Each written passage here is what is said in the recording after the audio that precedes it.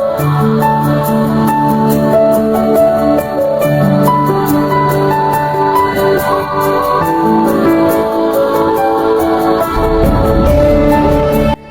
Guys, स्वागत छ हजुरहरूलाई मेरो नयाँ भिडियोमा। हजुरहरूसँग म यस्तो भिडियो बनाउन गइरहेको छु जुन यो भिडियो बनाउनको लागि पनि एउटा कारण। साथीहरू, मैले धेरै भिडियोहरू बनाएँ, धेरै भाषामा मैले भिडियोहरू बनाएँ, तर अहिलेसम्म मैले नेपालीमा अहिलेसम्म बनाएको छुइनँ।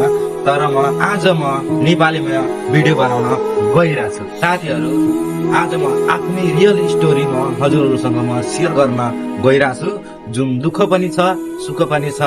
मलाई आशा छ हजुरहरू मलाई धेरै नै फुल सपोर्ट गर्नुहुन्छ र माया पनि गर्नुहुन्छ। ल त साथीहरू, लागौँ त अब मेरै रियल स्टोरी तिर। नमस्कार, मेरो नाम चाहिँ रामबास्की, मेरो घर चाहिँ विराटनगर। म चाहिँ कामको सिलसिलामा म अहिले धरानमा आएको छु र काम गरिरहेको छु। र कामको साथसाथै म युट्युब क्षेत्रमा लामो समयदेखि म युट्युब क्षेत्रमा काम गरिरहेको छु।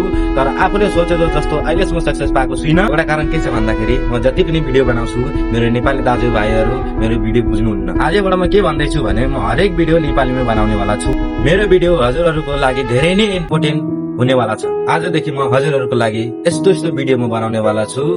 समाचारहरू भिडियो भयो, अब फनी भिडियोहरू, एन्टरटेनमेन्ट भिडियोहरू म हजुरहरूको लागि म भिडियो बनाउनेवाला छु। हजुरहरूको लागि यस्तै भिडियो ल्याउनेवाला छु र हजुरहरू मलाई सपोर्ट गरिदिनु। ल त साथीहरू, तपाईँलाई यो भिडियो कस्तो लाग्यो? मन पर्यो भने लाइक र कमेन्ट गरिदिनु होला।